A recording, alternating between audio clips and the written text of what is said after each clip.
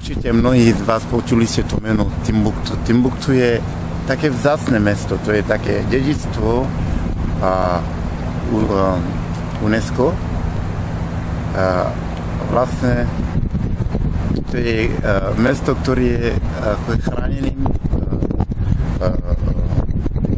vlastne tým, že má bohatú históriu. A je to považované za svetové dedičstvo. A bola, kedy Timbuktu bola veľká križovačka medzi Arábiou a keď sa ide smerom vlastne akože dole. Môžem porovnávať možno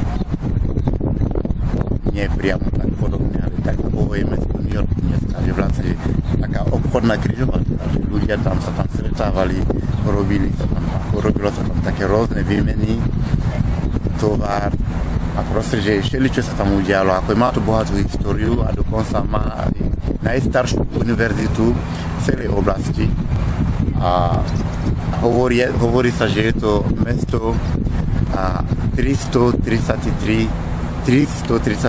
svetí. A takže také vzácne mesto je Timbuktu. A odtiaľ pochádza môj otec.